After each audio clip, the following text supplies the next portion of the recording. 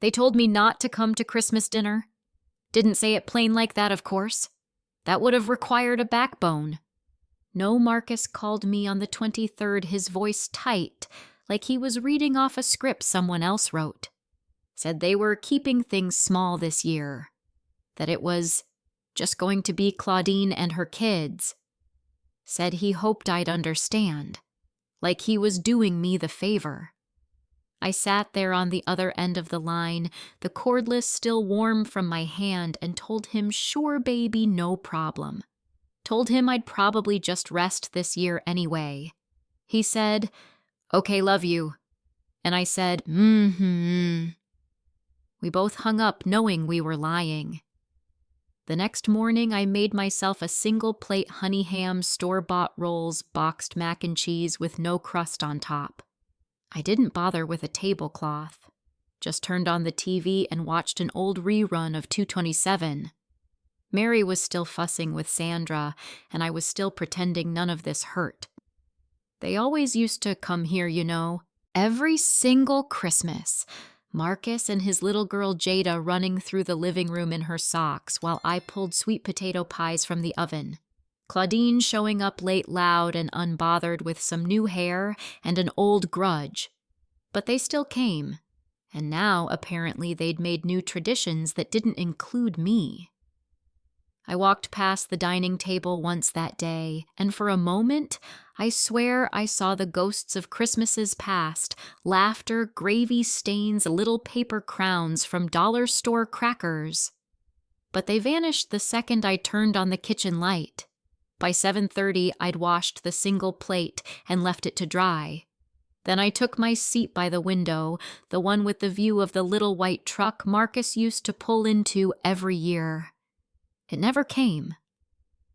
Just a few cars I didn't recognize slowing at the corner, then driving on.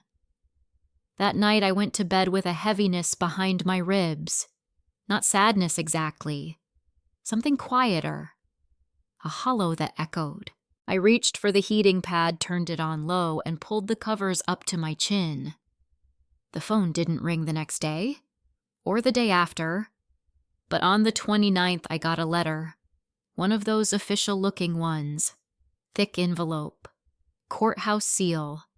It said in bold print at the top, Notice of probate filing. Estate of Thomas Jameson. My daddy. I sat down right there on the porch step, the cold biting through my slippers, and read every word of it twice. He'd passed. Weeks ago, apparently, and no one told me. Not Marcus? Not Claudine? Not anyone. I blinked so slow I could hear the sound of my own eyelids scraping dry. The trees were bare, swaying in the wind like old women in shawls. The mailbox creaked behind me. There was a copy of the will included. That surprised me. Usually they make you go digging through lawyers to see that sort of thing. But there it was, plain as day. I, Thomas Jameson, being of sound mind, do hereby name my daughter Lenora Jameson as the sole heir to my estate, including the property and land located at 401 Delancey. I stared at that sentence until the ink went blurry. 401 Delancey. The old house with the red shutters. The one Daddy built with his own hands back in '66. The one Marcus was already living in. I didn't say a word. Just folded the will back into the envelope, rose from the porch like I was older than I am, and walked inside. The light in the kitchen was flickering again. Had been for weeks. I hadn't bothered to call anyone about it, but that night I stood under it and let it flicker across my face while I made tea. Chamomile. Just enough honey to feel like something sweet still existed in the world. I didn't call Marcus. Didn't call Claudine either. I just sat down, lit a candle, and reread the will until I had every word memorized. They thought I'd never see it. They thought I was too old, too forgotten, too quiet to matter anymore. But what they forgot is that I never throw anything away. Not letters, not deeds, not signatures, And I remember everything. I was 16 the first time I saw that house. The one with the red shutters. Daddy was still using a cane back then, favoring the leg he hurt in the factory, and he walked me up the dirt path like he was leading royalty. Said, "This is where we gon' live one day. Baby girl, you and me." The land had nothing on it but old fence posts and a rusted-out barrel, but Daddy saw a home. He built it himself. One plank, one window, one prayer at a time. Mama didn't live to see it finished. The cancer took her fast and cruel, but Daddy kept going. Every Saturday, I'd ride the bus from my auntie's place to hand him nails or bring him lunch. In the summer, we'd eat peaches on the porch slab before it had a roof. In the winter, we'd light a barrel fire and drink instant coffee while he talked about how strong wood never complains. He finished the place when I was 19, and for years it was just me and him under that roof. He let me paint my room lavender and told anyone who asked that Lenora is the only one who knows where anything is in this house. I thought that meant something. I thought it meant I belonged. Then Marcus was born. I was 24 and his father, well, you won't hear me speak his name now. I loved that man too hard, too fast, and for too long. He left before the baby's first birthday, said I was too serious, like having his child was just some moody phase I went through. He moved to Atlanta. Never looked back. But Daddy stepped in. He built Marcus a crib from the same wood as the porch swing, sanded it smooth, carved a tiny M into the footboard. We lived in that house together, the three of us. One old man, one tired girl, and one baby who screamed like he was remembering something painful. Years passed. I worked 2 jobs secretary at the realty office, during the week waitress on weekends. When Daddy's knees gave out, I bathed him myself, fed him by hand, learned to change colostomy bags without crying. I missed birthdays. I turned down dates. I even skipped my own high school reunion, but I kept the lights on, I paid the taxes. I sent Marcus to that private school Claudine swore we couldn't afford.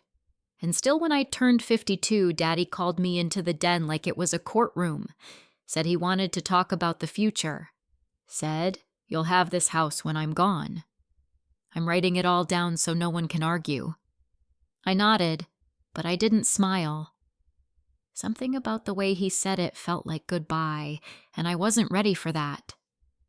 I thought Marcus would understand. I thought he'd appreciate how hard I fought to keep us together, how much I gave up.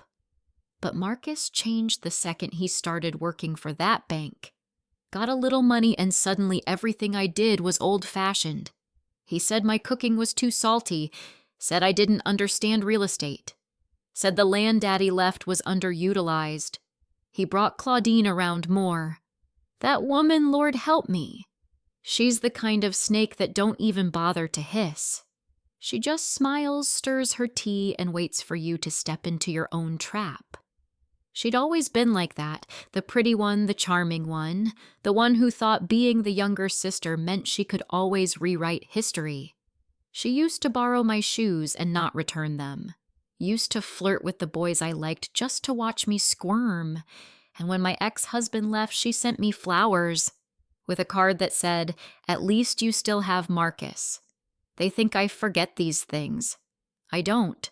Last year around Thanksgiving, Marcus asked me to sign a document. Said it was just a refinance to get a better rate on the property. I didn't sign.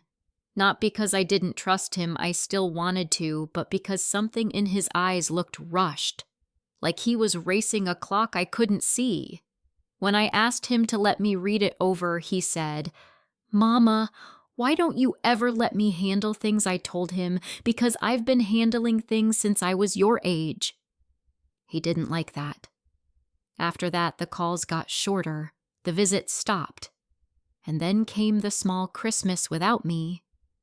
Now, holding that probate notice in my hand, I saw the pieces rearranging like a puzzle I never wanted to finish.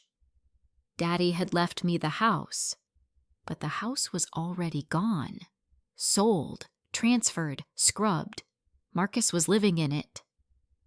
Claudine had made herself right at home. They painted over my father's porch swing and took down the wind chimes I'd hung last spring. I saw it all on Facebook. Claudine had posted a photo in front of the red shutters wearing my mother's brooch. And they didn't tell me Daddy died, didn't invite me to the service, if there even was one. Didn't leave me a key, a voicemail, or a damn flower. I sat in my armchair numb while the candle burned low on the coffee table. I pulled the drawer open beside me and took out the old photo album Daddy kept, the one with the pressed flowers in the front sleeve. On the first page was a picture of me at 14, hammer in hand, standing beside him and the house frame behind us. I was barefoot, smiling, covered in sawdust. That was the last time I ever believed everything would turn out fair. Now I knew better. But what Marcus didn't know, what Claudine never considered, was that I kept every document I ever touched, and I wasn't finished yet. The day after New Year's, I took the letter down to the kitchen table and laid it flat like a body I needed to prepare. I poured myself a cup of chicory coffee, black, no sugar, and sat there with the will open, rereading that one line like it could change. To my daughter, Lenora Jameson, I leave the property and land located at 401 Delancey in full. In full. That meant something. Legally, spiritually. Daddy had made it plain, not shared, not partial, not conditional. Mine. But when I called the county registrar to request a copy of the property record, just to confirm the deed was still in my name, or the woman on the other end took a long pause. "Let me pull it up," she said, clicking keys. Looks like... No, that's not right. I held my breath. Looks like ownership was transferred to a Marcus Jameson on November 3rd of last year. Quit claim deed on file. Notarized. My mouth went dry. November 3rd. That was 2 weeks before Daddy passed. "Can I get a copy?" I asked, calm as I could. "Sure. We can email or mail it." "Mail it," I said. "Hard copy." I gave her the address. Thanked her. Then I sat still for what felt like an hour. A quitclaim deed. Signed over. I didn't remember any family meeting, no legal notice, no conversation. And more importantly, I'd never seen Daddy sign anything in front of a notary in the last 6 months of his life. He could barely hold a pen. His hand shook so bad writing a grocery list looked like a seismograph. And yet here he was supposedly signing over a house. Something was off. I took the letter upstairs to the guest room, the one I'd turned into my own little archive after retirement. Marcus used to call it my shrine to dead paperwork. Maybe he was right, but that room had saved me more than once. I kept everything. Will's birth certificates, old court documents, even copies of Daddy's power of attorney.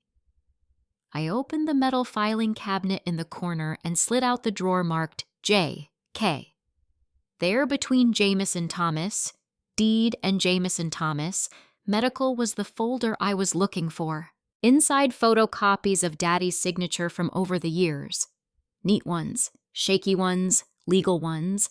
A man's signature is like a fingerprint. It changes with age, but not like that. Not into something that looked like it was drawn by a printer. I stared at the quitclaim deed when it arrived 2 days later. It was notarized out of Baton Rouge, Louisiana. Funny, Daddy hadn't left the county in 4 years. And the signature big. Loopy, smooth. It wasn't his. Not even close. I took out a magnifying glass I kept from my realty days and ran it along the paper. The ink looked too even. No pressure variation. Could have been printed. Could have been traced. I called the notary listed on the stamp. "Hello, this is Sheila," a tired voice answered. I introduced myself, asked if she remembered notarizing a quitclaim deed for Thomas Jameson back in November. There was a pause. I notarize a lot of stuff. Sure, I said, but this would have been an older black gentleman. Walks with a cane. Possibly with his son present. She was quiet for a second too long. "Ma'am, are you saying something was forged?" "I'm just asking if he was there in person. That's all. I'm gonna have to call you back," she said, and hung up before I could say another word. That's when I knew. They'd done it. Marcus and Claudine. Or maybe just one of them. Either way, someone forged Daddy's signature, drove down to Baton Rouge, paid a notary under the table, or found a lazy one and recorded the transfer before he passed. And then they said nothing. Had a funeral without me. Moved into the house like I never existed. Posted Christmas photos by the fireplace I cleaned every spring. I pressed my hand to my chest and sat back in my chair, feeling my own heartbeat as if it belonged to someone else. How could Marcus do this? The boy I raised. The one who cried into my blouse when he didn't make the middle school basketball team. The same boy who gave me a crayon drawing at age 7 that read "Mommy's House Forever." Now he wanted me erased. I stood up, pulled open the bottom drawer. That one had the old laptop. Still worked.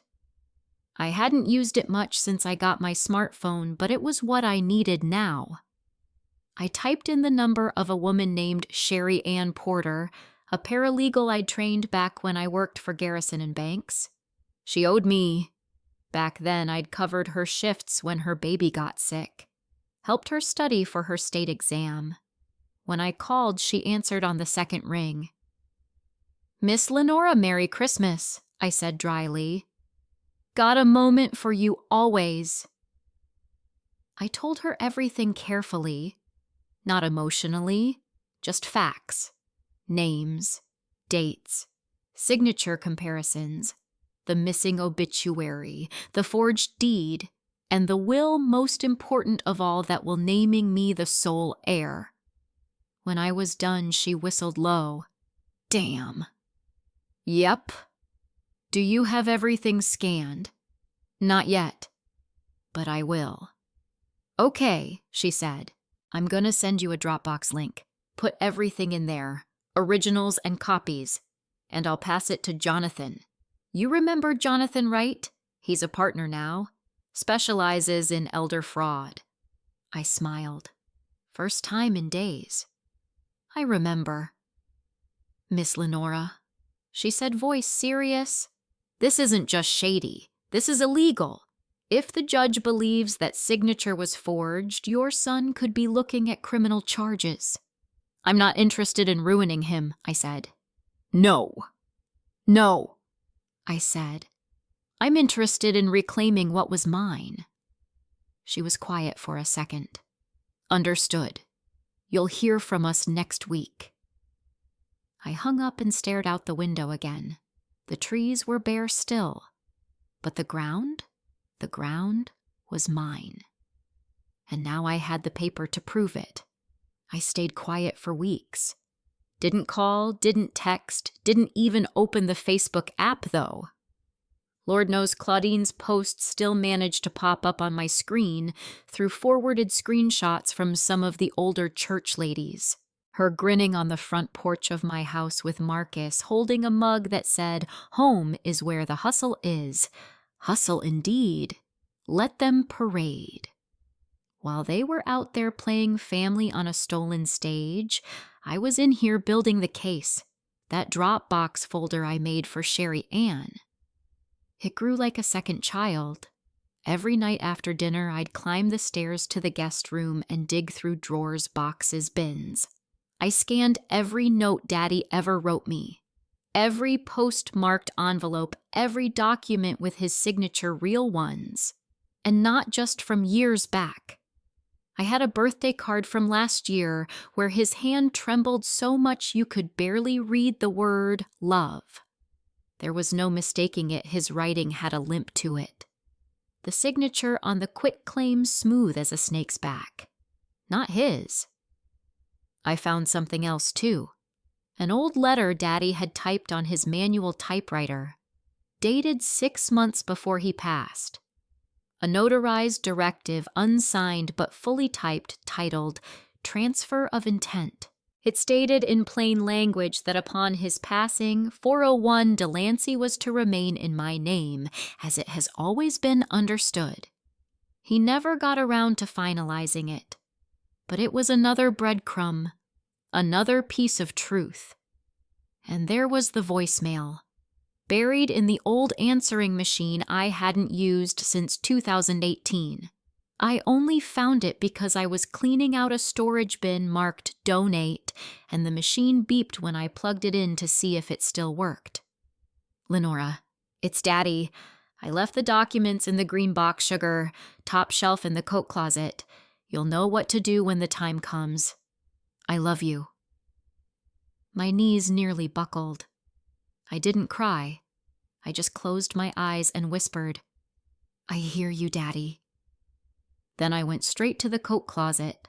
The green box was still there, covered in dust, wedged behind an old Afghan and a stack of half-broken umbrellas. Inside was a manila folder labeled Property / Illegal. Final. In his handwriting. Inside that folder, a carbon copy of the will. Same signature, same date. But this one had a photo clipped to it. Of me and him. On the porch. 2 years ago, he was smiling, hand on my shoulder.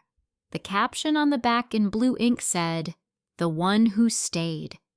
I added that photo to the Dropbox too.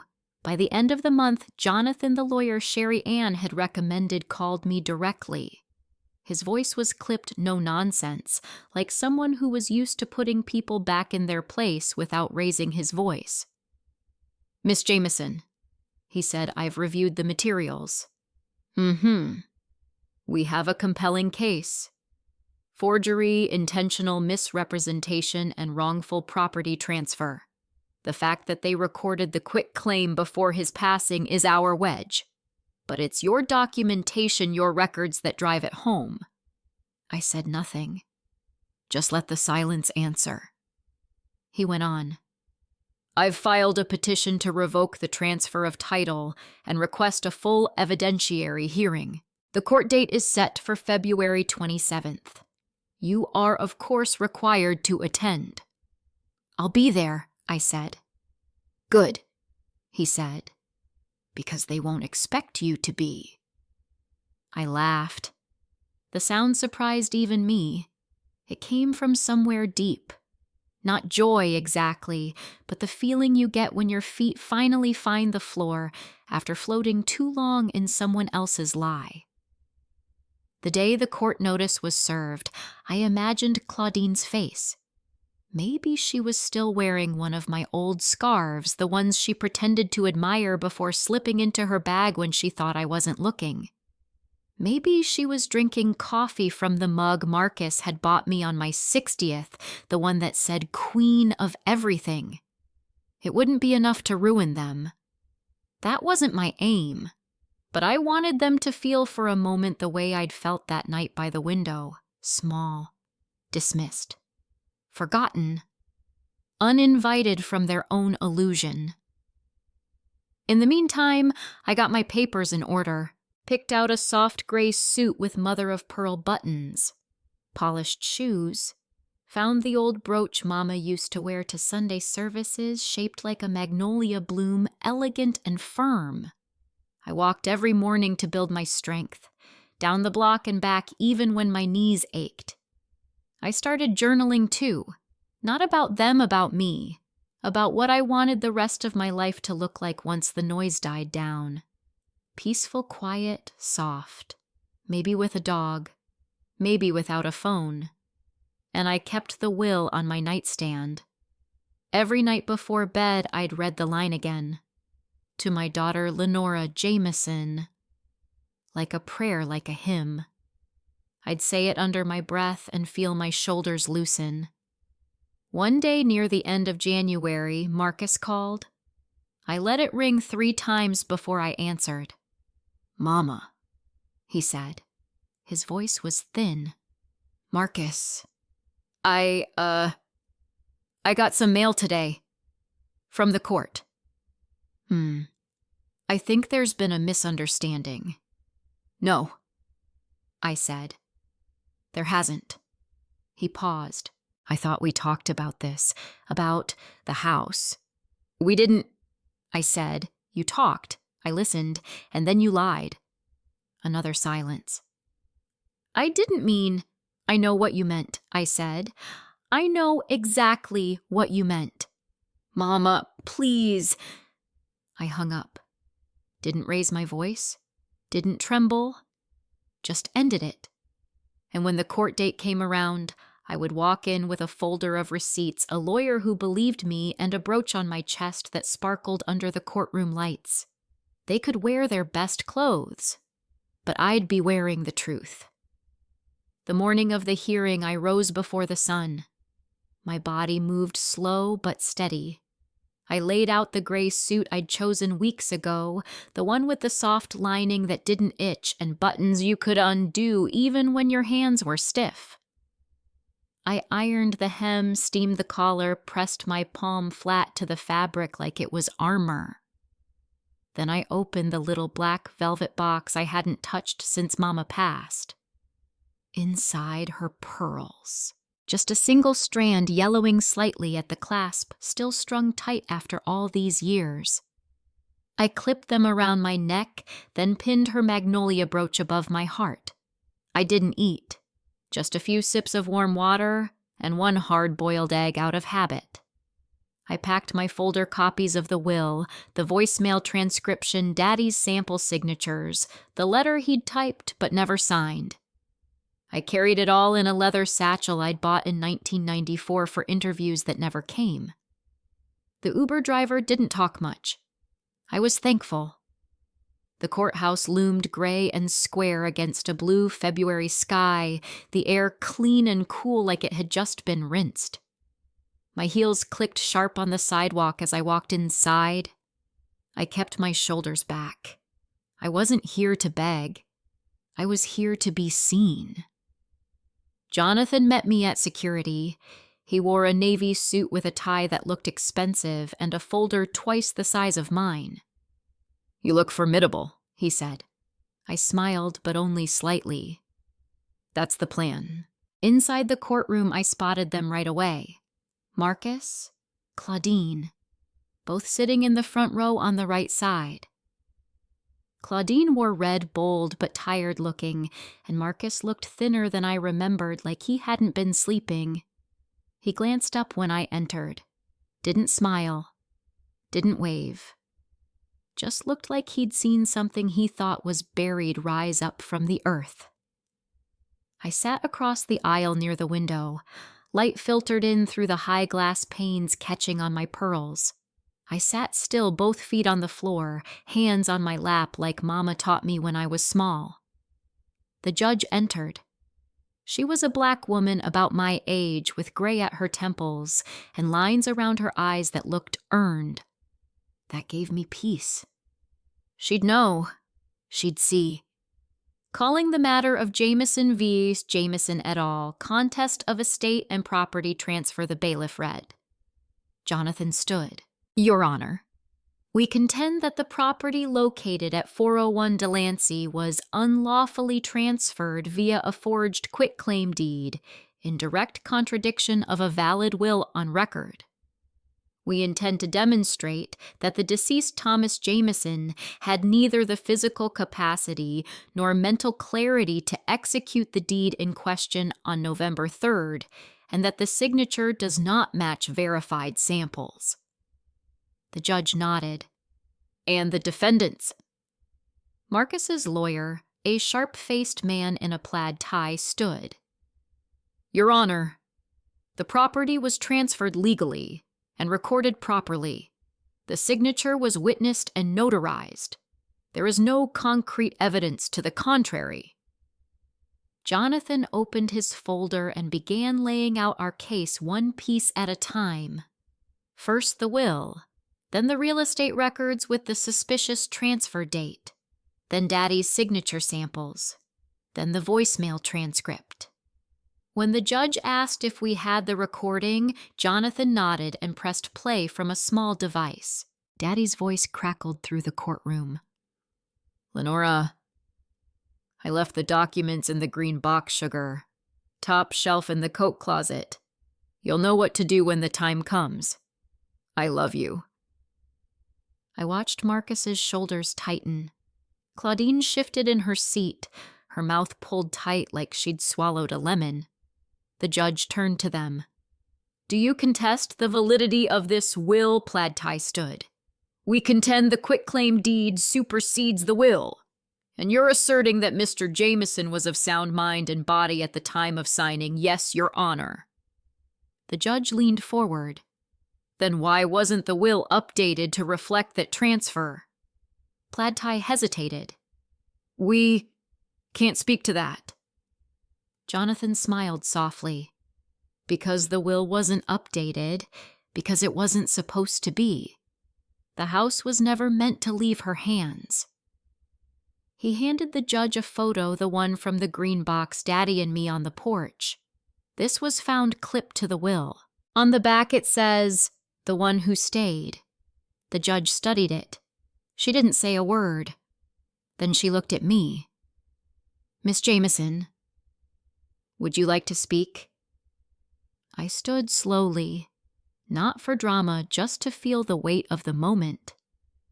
I looked at her, then at Marcus, then at Claudine. My father built that house with his hands. He lived there. He died there. And before he passed, he told me, not just in writing, but in ways that mattered, that it would be mine. I cared for him until the end. I watched him decline. I know what his signature looked like when he couldn't hold a pen anymore. And I know he did not sign that deed. I swallowed. I didn't come here for vengeance. I came for the truth, and to take back what was always mine. The judge nodded once. She looked back to the defense. "Do you have a handwriting expert prepared to validate the signature?" They did not. She reviewed the papers again. When she finally spoke, her voice was low, steady, final. "I am ruling in favor of the plaintiff, Lenora Jameson. The quitclaim deed is nullified. The will stands. Ownership of 401 Delancey is to be returned to Miss Jameson in full."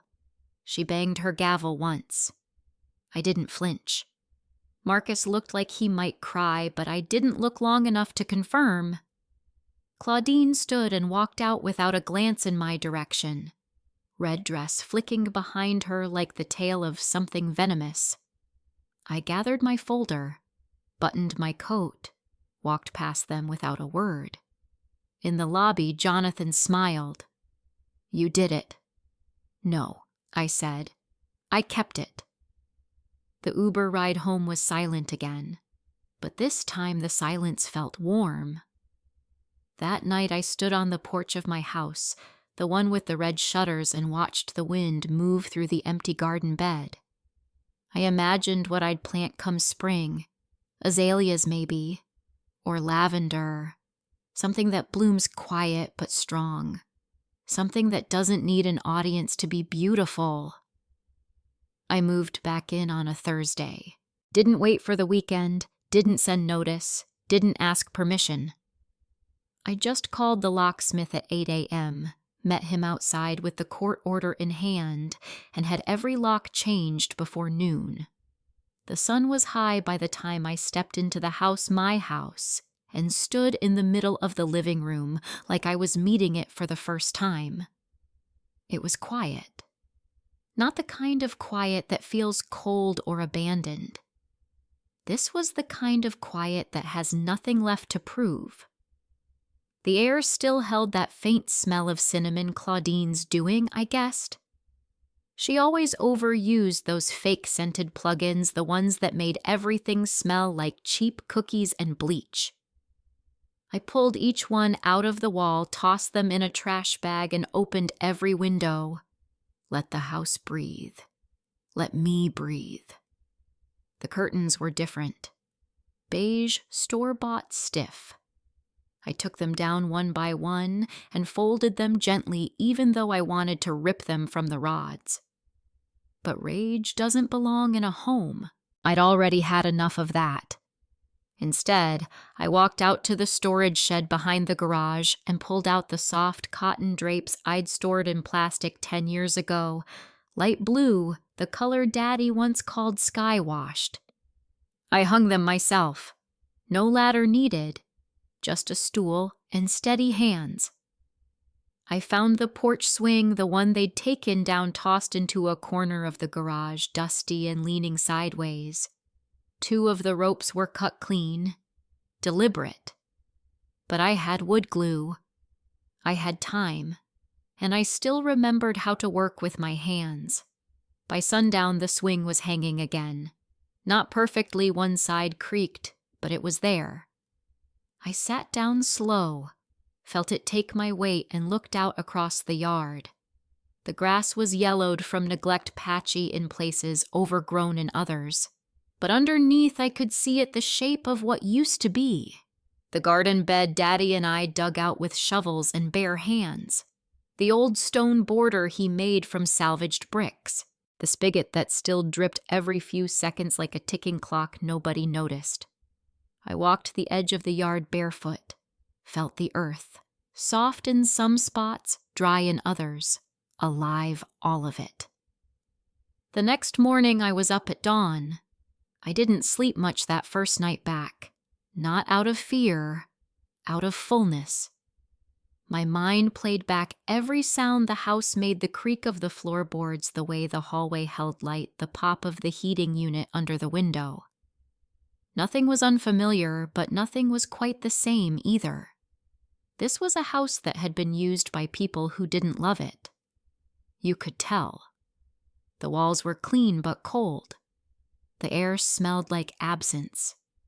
So I filled it, started in the kitchen, scrubbed every cabinet, lined the shelves, bought new spice jars, took the old cast iron skillet from where they'd buried it in the back of a drawer, oiled it, heated it until it sang. I made cornbread that morning just for me, ate it with peach jam and black coffee while watching the light rise across the hardwood floors. I didn't post pictures, didn't send messages. I didn't even answer the phone when Marcus called that weekend. I let it ring until it stopped, and when the voicemail dinged, I deleted it without pressing play. I'd already said everything I needed to say in court, in silence, in presence. He could live with what he'd done, and I'd live with what he hadn't. I wasn't angry anymore. That part surprised me. I thought I'd walk back into this space with a sharp tongue, maybe even a slap in my hand for all the ways they'd tried to erase me. But once I opened the door, all that energy dissolved. The house didn't want vengeance. It wanted healing. So did I. I planted azaleas that Sunday, pink and white, Daddy's favorite. Dug each hole by hand, wiped the dirt on my jeans, talked to the roots like Mama used to. I spent the next week fixing small things, the porch light, the squeaky drawer in the hallway, the toilet that whined when you flushed it too fast. I did it all slowly, like a prayer, like a reclaiming of time no one else would ever know I lost. Sometimes I'd catch my reflection in the glass, thinner, grayer, softer than the woman who used to stand in this kitchen making spaghetti for a hungry boy and a tired father. That version of me was gone. But this one, this woman in pearls and gardening gloves, she was mine. On the second Saturday, a package arrived on the porch. No note, just a cardboard box with no return address. Inside a picture frame, the one that used to hang over the fireplace, a photo of me and Marcus taken the year he turned 10. He was grinning with a gap between his front teeth, arms wrapped around my neck. I was younger, rounder, still holding hope in my eyes like something permanent. I stared at it for a long time. Then I wrapped it in tissue, placed it in a drawer, and didn't look at it again. Some things don't belong on display anymore. That evening, I sat on the porch swing with a glass of sweet tea and a worn copy of Their Eyes Were Watching God. The breeze was light, the azaleas were holding their shape, and the sky turned that soft orange-gray that meant summer was coming early this year. A neighbor passed by with her dog. She waved. "Miss Jameson." I nodded. "That's me. Nice to see you back." "Nice to be back," I said. And it was. Not just nice necessary. I didn't need the whole world to understand what had happened. I didn't need apologies or headlines or anyone to come knocking with tears and regret. I had the land. I had the porch. I had the quiet. And after all this time, that was enough. I never wanted revenge. I just wanted recognition. And now, I give it to myself. The women at church noticed first. I hadn't even planned on going back so soon, but something about that first Sunday morning in March pulled at me like a thread I couldn't ignore. The bells rang faint from 3 blocks over, and I found myself ironing a dress without thinking. It was dark plum, high-necked, the same one I wore to my retirement party. I pinned Mama's brooch to the collar and slipped into my black flats, the comfortable ones with just enough shine to say I'm still here. When I walked through the doors of Mount Olive Missionary, heads turned not in that dramatic movie kind of way. No gasps, no gossiping gasps. Just eyes softening, necks craning. A few whispered, "Lord, look at her. See, and ain't missed a beat." Bernice was the first to hug me. "Lenora Jameson," she said, pulling me in tight, her perfume a mix of baby powder and eucalyptus. "Child, you look like peace in heels." I smiled just a little. "That's 'cause peace has to walk through hell to get here." We sat together, just like always. Third pew from the front right side under the air vent that always made the hymnals flutter. Pastor gave a sermon on Daniel and the lion's den. I didn't flinch when he said betrayed. Didn't blink when he said God restores. I just listened, real quiet, like he was talking to somebody else in the room. After service, as people gathered near the coffee urns and sweet rolls, Bernice leaned in. "We heard. Not all the details, but enough. Court and all." I didn't say a word. She nodded like she understood. "You raised him too good. That's the problem. These children think kindness is weakness. Think because we give, we'll always give. They forget we remember." She pulled a napkin from her purse and dabbed her eyes. "Lenora," she said, "he don't know what he lost. He never did." I said, "He only knew what he wanted." A few more people came over, shook my hand, told me they'd been praying for me. One of the younger women, Tasha, I think her name was, said, "I've been reading your name in the paper. That ruling set a precedent." You know that I raised an eyebrow. "A what? A precedent?" "For other women like us. My auntie got put out of her own house last year after her name got forged. She ain't know she could fight it." "I didn't either," I said. "Not until I had to." I didn't stay for the potluck. I just walked home slow, letting the warmth of the early spring sun work its way into my bones. The neighborhood looked the same kids riding the same rusted bikes, same dog barking through the same crooked fence. but I felt different in it. Like I had returned from somewhere far away, but no one could tell where I'd been. That night, I found an envelope in my mailbox. No return address. My name in handwriting I knew too well. Marcus. I brought it inside. Didn't open it right away. Just laid it on the table next to my tea and sat there with it like it was another person in the room. Eventually, I slid my finger under the seal, inside a single page. Ma, I don't know what to say to you that doesn't sound too small. I thought I was doing what Daddy would have wanted, making things easier, handling the hard stuff so you didn't have to. But I see now I didn't ask. I decided. And I made a decision that took something from you I had no right to touch. I don't expect forgiveness. I just wanted to say I was wrong. And I miss you. Marcus. No flowers, no promises, no. Let's talk. Just that. I read it once. Then again. Then I folded it, placed it in the same drawer with the old photograph he'd sent weeks earlier, and closed it gently. I didn't cry, but I did feel something shift inside, like a door that had been wedged shut for so long suddenly cracked open. I didn't respond. Some wounds don't need words. Some reconciliations don't need reunions. Sometimes acknowledgement is enough. The next few weeks were quiet.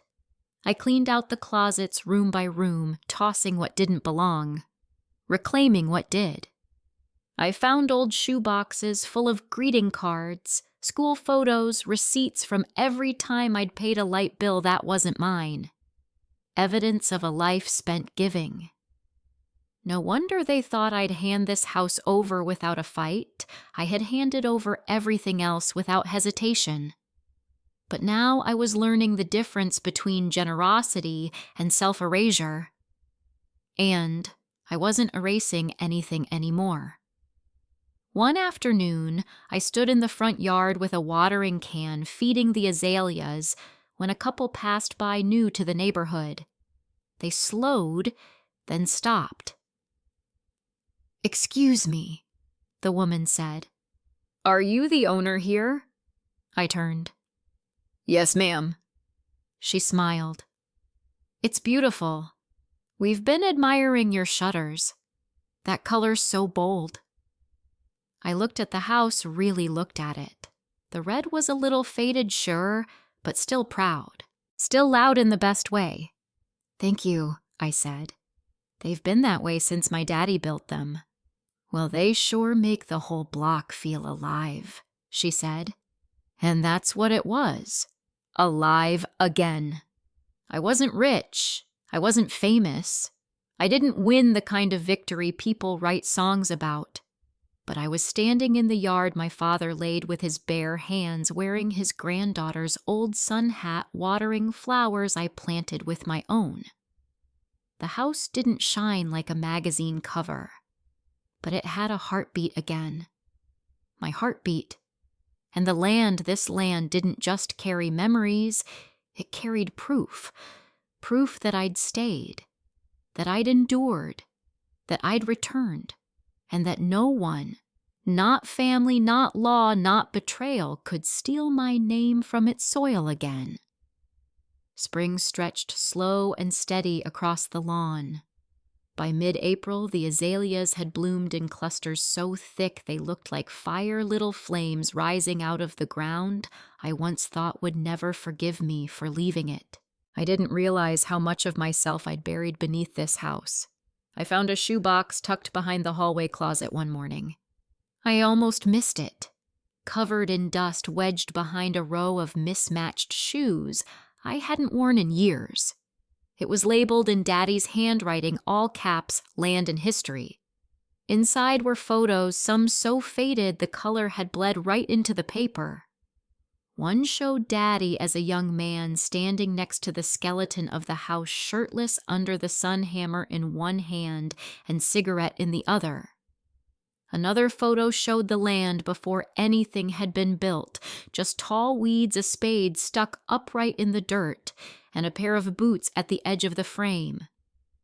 Tucked between the pictures was a folded yellowing map. The original survey. I traced the lines of the property with my finger. There it was, T. Jameson, owner. Clear as day. But what took my breath was a letter. A real one. Written in Daddy's voice in his own slanted cursive dated 1987. Lenora. If you're reading this, I'm likely gone or gone in some way. I know this world is gonna try to tell you that what's yours can be handed to someone else with a piece of paper and a lie. But this land is not just soil. It's the story we bled into.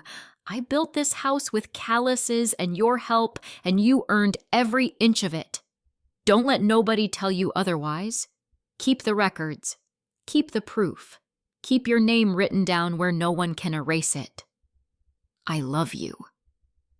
Daddy. I read it 3 times before I folded it back into the box and placed it on my nightstand. I didn't need validation anymore, but I did need to know that someone saw me, had always seen me, long before the betrayal ever came knocking in a suit and tie. That same week, a letter arrived from the county assessor's office. Routine, it said. Just an update about the transfer of ownership tax reassessment and a note about exemptions available for primary homeowners over age 65. It felt almost absurd. That after all that fire, the betrayal, the silence, the forged signature, the courtroom, now they wanted to talk about forms. But I filled them out anyway, mailed them back with copies of the court ruling and the updated deed. Under owner, I wrote Lenora A. Jameson, sole, undisputed, and I underlined it. The paper trail was complete now, like a bridge rebuilt plank by plank. No gaps, no lies, just ink and truth and a name that no longer trembled. A few days later, Bernice brought over lemon cake. Said she had a feeling I hadn't treated myself in a while. You still don't eat enough, she said, wagging her finger like we were 12. I eat, I said. Just not when I'm angry, she chuckled. You done being angry? I poured her tea and sat across from her at the table. No, I said, but I'm not feeding it anymore. She nodded like she understood something deep in her bones. We talked for an hour.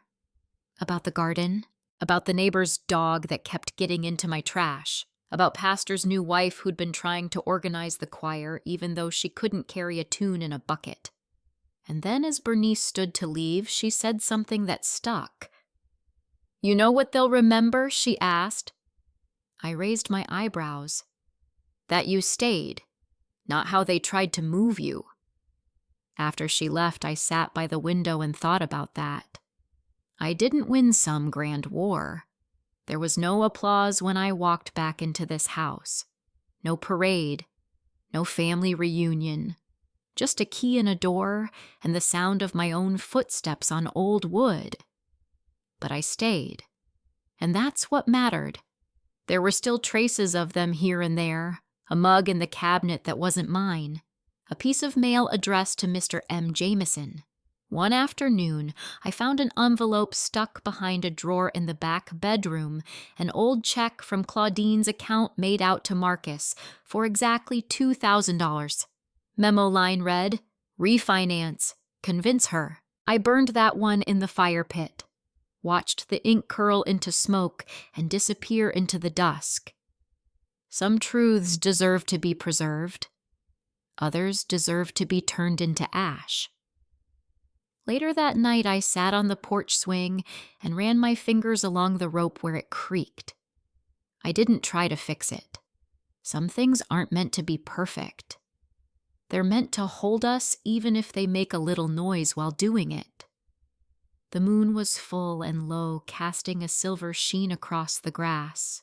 I heard the distant hum of cars on the freeway, the sound of crickets under the porch, and the steady beat of my own breath.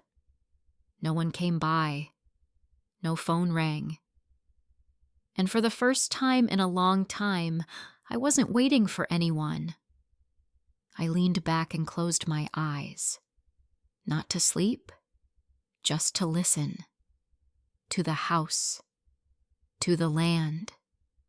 To the silence I'd earned, and for once it wasn't empty. It was mine. The voicemails started again in early May, different tone this time. No more sharpness. No more justifications. Just the hollow, clumsy sounds of someone trying to patch a boat that's already sunk. Ma, it's me. Just wanted to... I was thinking about stopping by. Maybe we could talk. Clear the air. Delete. Hey. I know I messed up. I know it's late, but I'd really like to hear your voice. Delete. Mama, please. I miss you. I never pressed play beyond the first few seconds. I could hear everything I needed to in those first syllables. That nervous pause between ma and the next word, that's where the guilt lived. Not remorse. Guilt. Guilt's a funny thing. It doesn't come from knowing what you did. It comes from getting caught doing it. The day Claudine left a message, I laughed. Out loud. She must have borrowed someone else's number to get through, because when I heard her voice all smooth and calculated, it felt like a ghost whispering from a closet I'd already locked. I'm just calling to say I never meant for things to turn out this way, she said, like she was auditioning for a role she wasn't qualified to play. Families go through things, and I hope one day we can be in the same room without it being tense. Tense. Tense was the moment I stood in court and watched her stare through me like I was a stranger. Tense was waking up on Christmas morning to a silent phone while she poured mimosas in my house. Tense was the damn signature on that quitclaim deed. I let the message finish, then held the phone in my hand for a long time. Then I erased it like brushing lint off my shoulder. That's the thing about betrayal. It teaches you how to be still with yourself. You stop waiting for people to feel sorry or to say what you needed them to say 2 years ago. You start learning the rhythm of your own breath again, and you realize that some people only call when they feel the silence has turned against them. But silence ain't punishment. It's peace. And I wasn't giving mine up for a recycled apology. Instead, I turned my attention to the house. The bedrooms still needed repainting. The walls were a dull taupe Claudine had probably picked out of a catalog. I chose a warm honey color instead, something soft, like the inside of a peach. I pulled down the curtain rods, patched holes, opened the window, and let the sun bathe the walls as I painted. Each stroke felt like a memory being gently rewritten, not erased, just reclaimed. I didn't listen to music. I listened to the rhythm of the brush, the birds outside, the groan of old floorboards when I shifted my weight, and underneath all that, the silence, the kind of quiet that didn't ache. That weekend, I finally unpacked the last box. It had been sitting in the corner of the guest room since the day I moved back in, marked with the word "Yesk" in black marker. Inside were little things, forgotten things. An old wind-up watch that hadn't worked in years, a dried corsage from someone's wedding, maybe mine. A thank you card from Marcus dated 2005. Inside, thank you for covering rent this month. I promise I'll make you proud. He was 22 then, still hopeful, still reachable. I placed the card in a keepsake box and left the rest behind. Later that night, I walked the perimeter of the yard like Daddy used to do. Hands behind my back, head low like a soldier inspecting sacred ground. The stars were just starting to show themselves, and for the first time I didn't feel small beneath them. I felt placed, chosen, home. A neighbor boy, Elijah, maybe 8 or 9, waved at me from across the street. "Miss Lenora," he called, "your flowers are blowing up." I smiled. "They like being seen." "You growin' tomatoes next I might," I said. "You gonna help me water 'em?" He grinned, then ran off into his yard, feet slapping the pavement like a song only he could hear. I stood at the fence and watched the lights go on in other houses, the gentle rhythm of suburban life continuing. Laundry machines running, televisions flickering, someone playing slow jazz on a front porch 2 blocks over. And I thought about what it meant to be visible again, to be rooted, to not have to explain yourself, to not be waiting for the phone to ring with validation.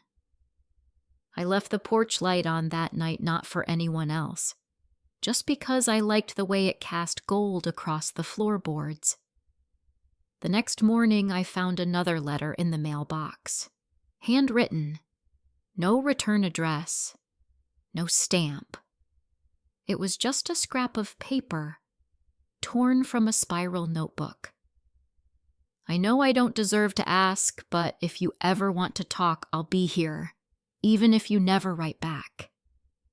I folded it gently, slid it under the sugar jar in the kitchen. Didn't throw it away. Didn't respond either. That's what growth looks like sometimes, not slamming the door, not letting them in, just letting it be. I spent that afternoon in the garden, planted a row of marigolds between the azaleas.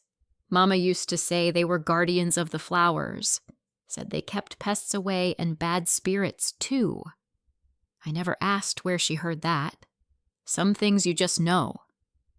I worked until my hands were sore, until my knees ached and the sweat gathered at the base of my neck. Then I sat on the porch swing and listened to the wind rustle the leaves. No voices, no begging, no pretending, just breath, mine, and the sound of peace. The first and only time Claudine showed up in person, it was a Tuesday morning.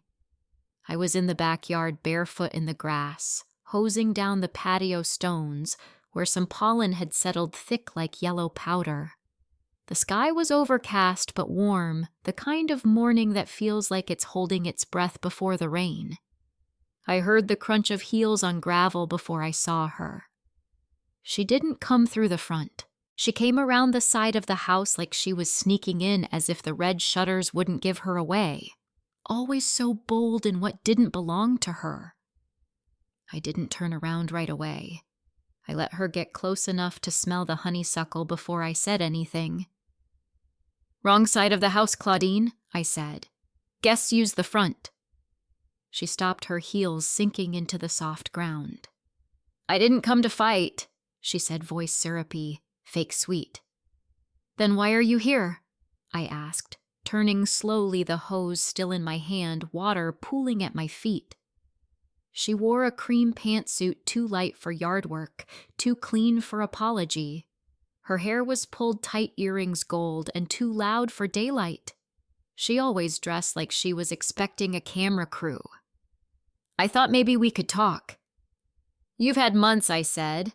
"Phones still work." She shifted, glanced at the swing, the porch, the flower beds blooming along the fence line. She looked at all of it like she hadn't really seen it before. Not when she was living in it, not when she was stealing it. I didn't know she said quietly.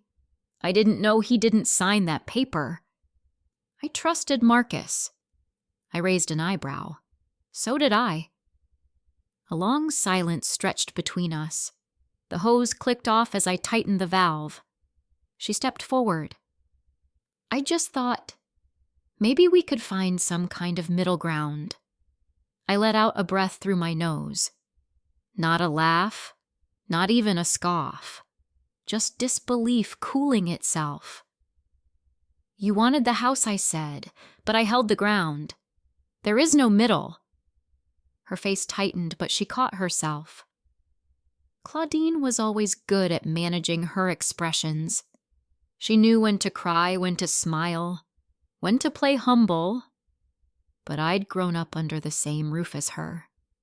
I knew the difference between regret and strategy. Do you want me to say I'm sorry? She asked, tilting her head just enough for the sun to catch on her earrings. No, I said. I want you to leave.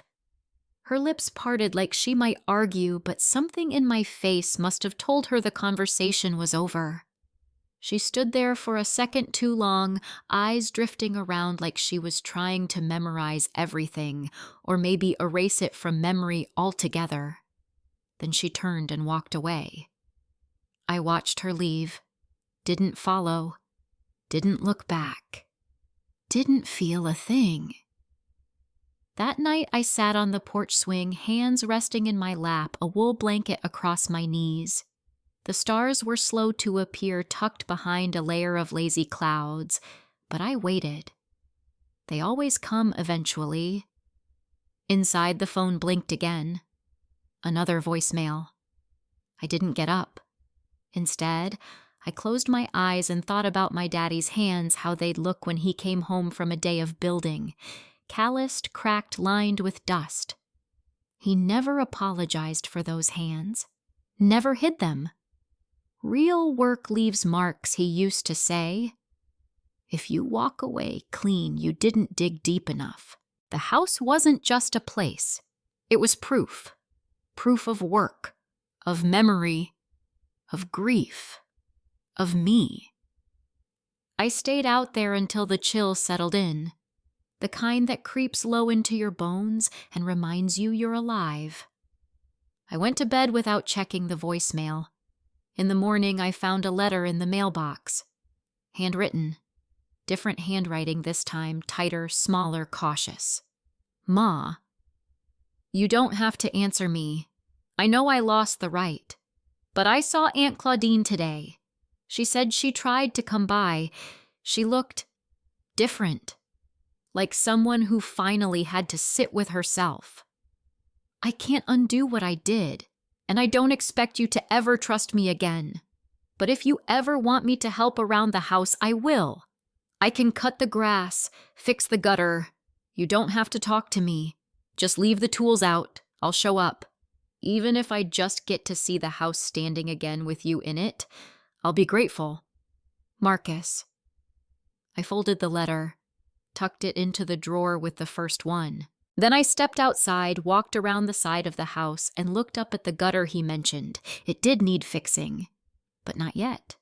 He could wait. I wasn't finished reclaiming. That week I invited Bernice and a few of the church ladies over for peach cobbler and lemonade. No reason, no birthday, just because. We sat on the porch rocking gently, laughter soft and steady. When someone asked if Marcus ever came by, I said, he knows where I am, and left it at that. I didn't need to perform my piece. I just needed to live in it. I found the letter I never meant to send on a rainy afternoon, tucked in the back of the old secretary desk in the hallway. The rain had come on slow that day, tapping against the windows like a visitor too polite to knock. I was reorganizing something I did often now, not because things needed tidying, but because I'd learned that memory lives inside old papers, folded napkins, even dusty drawers. And that day, buried under a stack of yellowed receipts and birthday cards from decades past, I found an envelope with no stamp. It was addressed to Marcus, dated 3 years ago. Written in my own hand, the ink faint and wobbly like my hand had trembled the entire time. I remembered writing it sitting in the kitchen on a night when I still believed my son would come home, not out of guilt, not out of fear, but because he'd remember who raised him. I unfolded the letter. My own words stared back at me, fragile and bruised. Marcus. I know I'm not perfect. I've said things in anger I wish I could pull back. I know you've grown into a man with your own life, your own family, and I never wanted to be a burden to that. But baby, you don't get to erase me just because I made things easier. You don't get to pretend this house built itself, that holidays appeared from thin air, that your father's absence didn't cost me anything. I gave you everything I had. My time, my money, my backbone, and I would have kept giving it gladly. But what I needed was one thing you never thought to offer consideration. Not respect. You gave that when it was convenient. Not love. You said that on speakerphone. What I needed was for you to consider me before you made choices that unmade me. I don't hate you, but I see you now, and I don't know if I'll be able to unsee this. Mama. I held the letter in my lap and stared at it for a long time. I never mailed it, never handed it over. Maybe because I already knew what kind of silence would follow. Or maybe because writing it was the only act I needed. A way to speak without being silenced, to tell the truth, without asking for permission. I folded it carefully and placed it in a clean envelope. Then I slid it into the keepsake box on my bedroom shelf, right beside Daddy's letter, the court ruling, and the photo from the porch. A record, not for the world, for me. That same day I went into the attic. I hadn't climbed those stairs since before the stroke, before the court case, before the house was fully mine again. It was dusty warm, filled with the faint smell of cedar and mothballs. I moved slow, careful on the creaky boards. I found a box marked "Kitchen Old" and smiled. Inside was Mama's recipe book, leather-bound, full of scribbled notes and food stains. I flipped through it like a Bible. Her peach cobbler page was marked with a pressed marigold. She always used real butter. Wrote it in all caps, not margarine. Butter. Below it in my own handwriting was a note I'd added when I was 25. Add a little nutmeg. Just a pinch. I closed the book gently, put it under my arm like something holy, then I opened the next box. And that one held something unexpected. A small wooden jewelry box, plain and unassuming, filled with items I'd forgotten even existed. Inside, a hospital bracelet from when Marcus was born. A plastic toy car he used to carry in his pocket everywhere. A dried-out Valentine card that read, "To Mommy Love, you more than candy." I sat there on the attic floor and held that card until my hands started to shake. Not from grief, but from recognition. That boy, he did love me once. Fiercely, without conditions, and I loved him more than I loved myself for a long time. But somewhere along the line, something shifted. Not all at once, not dramatically, just slowly. Like how mold creeps along a wall behind furniture, quiet and unseen until the air starts to change. I didn't cry, but I did feel something settle inside me, a kind of gentle farewell. I wasn't mourning anymore. I was archiving. That night I cooked peach cobbler with real butter, used nutmeg, set one portion aside in a Tupperware and labeled it extra. I didn't say for who, just extra, because Grace doesn't always need a name. Later that week, Marcus showed up. I heard his truck before I saw it. Same one I helped him finance 10 years ago, the one he said he'd pay off in 2 years, but never did. He pulled into the driveway slowly like the gravel might reject him. I didn't open the door, I just watched from the window. He didn't knock. Didn't ring. He walked around to the side of the house and picked up the broken shovel I'd leaned against the fence. He inspected it, then walked to the garden bed and started digging. The soil was thick from last week's rain. He moved slow, methodical. planted 2 tomato sprouts without a word. Then he left. I didn't go outside until the next morning. The tomatoes were upright neat, watered. Next to them, a note written in sharp, short script, "I'll come water them on Thursdays." That was it. No signature, no begging, just action. I smiled, then pulled out my kneeling mat and planted basil beside the tomatoes. Didn't leave a note. Didn't need to. Some things grow without having to say a word. June came hot thick with humidity, the kind of southern summer that makes the air feel like a blanket too heavy to lift. The tomatoes had taken to the soil green and growing proud, and the basil leaves fanned wide like they knew they belonged. He came every Thursday, never knocked, never called ahead, just walked to the garden, watered the tomatoes, trimmed back the weeds, then left. Sometimes I watched from inside. Sometimes I didn't. But every week without fail, he showed up. And not once did he ask to come inside. I suppose that was his way of offering penance, not through words, but through presence. And that was fine by me. I wasn't the kind of woman who needed an audience to feel full. I'd spent enough years serving meals no one thanked me for, folding laundry that never stayed folded, holding up people who mistook my back for a landing pad. If Marcus had finally learned to be still in what he broke, that was a start. But it wasn't my job to lead him through the repentance. My job was the land, the home, the care of things that held memory. That summer, I painted the porch railings white again. The trim had been peeling, showing the gray underneath like old bone. I took my time with it. Brushed in the early morning before the heat came on. Wore Daddy's old work shirt over my dress sleeves, rolled sweat gathering in the crook of my elbows. Midway through July, I found myself humming.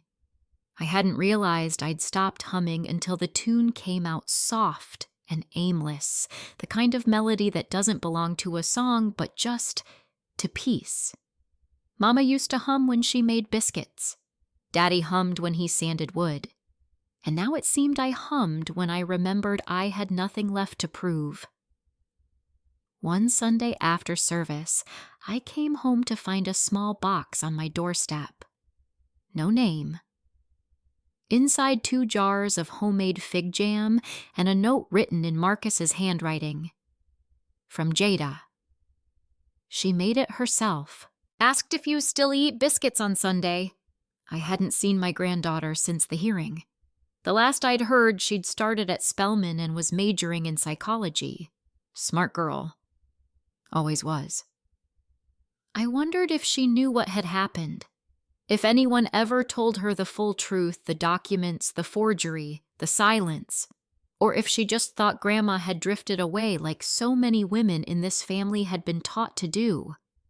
Quiet exits, smoothed over history. I walked to the kitchen, toasted a biscuit, and tried the jam. It was perfect. That evening I wrote a short note and tucked it into an envelope. Tell her I do. Tell her thank you. Tell her to visit if she wants. No pressure. Just porch swing and sweet tea. I left the envelope on the front step Thursday morning before he arrived. When I looked again later that afternoon, it was gone. The following week she came. Not with a grand entrance, just a knock, 3 short taps, and there she was. Jada, taller than I remembered. Hair in long braids, glasses perched on her nose, sandals, and a canvas bag slung across her shoulder. "Hi, Grandma," she said softly, eyes wet but steady. I opened the screen door and nodded toward the porch. "Swing's open."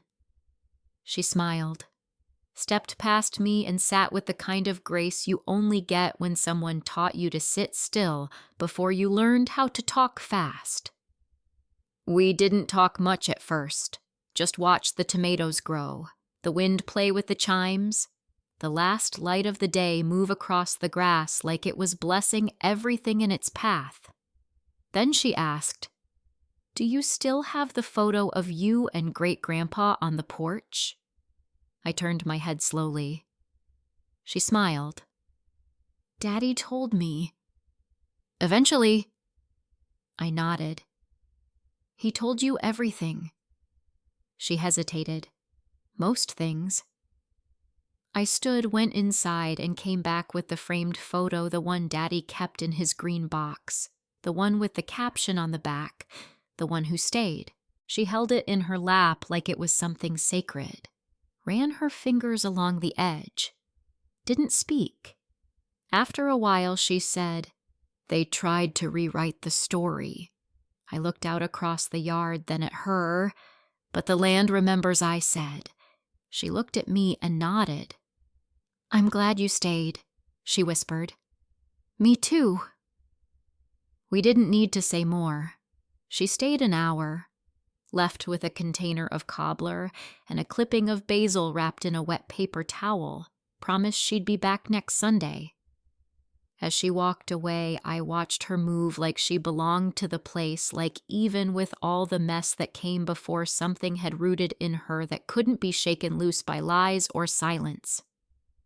I sat back down on the swing, watched the sky shift from coral to blue-gray, and I thought about how they'd underestimated me, how they thought quiet meant weak, how they thought removing my name from a deed would undo a lifetime of standing. But I was still here, still tending the soil, still walking the house with bare feet and a steady hand, still holding my peace without offering it up like a gift to people who'd tried to steal it. Marcus never asked to come in, and I never invited him. But the tomatoes grew, and so did I. He'd planted them in dirt I'd spent a lifetime softening, and whether he knew it or not, he was standing in something sacred. He hadn't just come back to the house, he'd come back to me. But I wasn't standing where I was out of hope. I was standing where I was because I had earned it, because I stayed. And sometimes the most powerful thing a woman can do is simply refuse to leave. I wake up before the birds now, not because I have to, but because I want to. There's a rhythm in the early stillness, a kind of sacred hush that feels like prayer without words. I make coffee, the real kind, slow drip, and stand at the window while it brews, watching the mist lift off the garden like it's exhaling. The tomatoes are nearly ripe. The basil's taken over half the bed. The porch swing creaks when the wind blows just right. Everything is exactly how I want it to be. There are no more voicemails, no more letters, no surprise visits. Just Thursday mornings, the sound of a truck rolling in slow Marcus's footsteps on the gravel and the soft scrape of a shovel moving earth. He doesn't speak, doesn't knock. He trims what needs trimming waters, what needs care, then leaves. The first few weeks I used to watch him, not out of malice, just out of disbelief. The way a person watches a bird return to a tree it once flew from in panic. Now, I don't watch. I let him work. That's his penance. Quiet labor. Unwitnessed goodness. He doesn't get applause. He gets a second chance to respect what he tried to steal. Jada comes every Sunday now. She brings whatever jam she's been experimenting with, strawberry and mint last week, blueberry and basil this one. We sit on the porch drinking sweet tea or ginger beer, listening to the wind in the chimes and the rise and fall of distant laughter from kids on bicycles. She's asked about the court case only once. I told her the truth in soft detail, enough to give her clarity, not enough to turn her against her father. "Do you think he's sorry?" she asked. "I think he knows," I said. "Sorry's between him and his mirror." She nodded. Didn't press. These days I've learned how to answer only what I want. The garden is my sanctuary. I keep a small folding chair at the edge now, under the elm. I go there to read, to pray, to doze. Sometimes I sit with nothing but my hands in my lap, palms open to the breeze like I'm finally ready to receive something I forgot I deserved. Peace.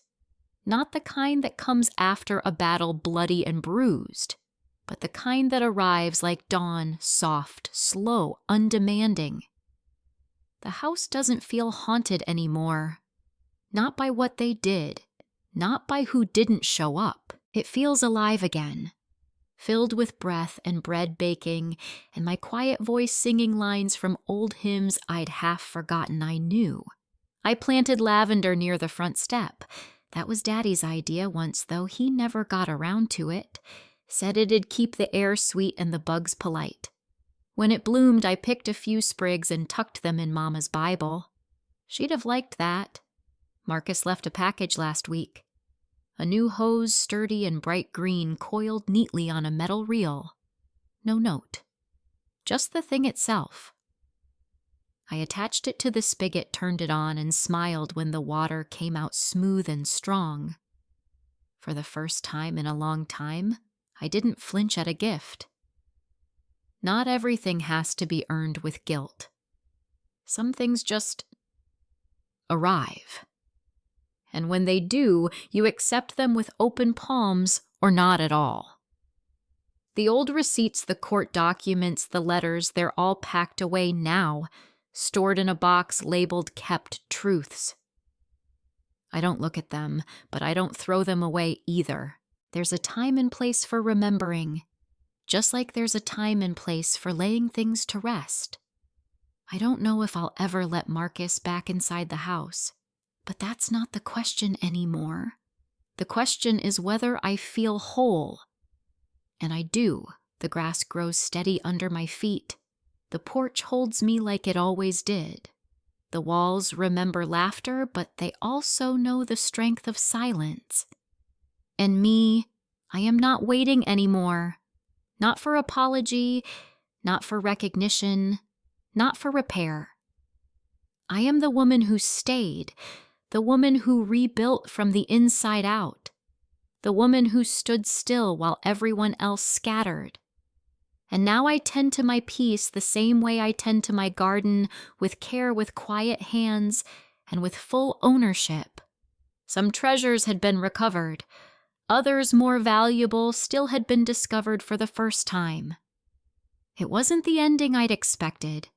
It was better, harder, clearer, more honest. It was mine. Thanks for listening. Don't forget to subscribe and feel free to share your story in the comments. Your voice matters.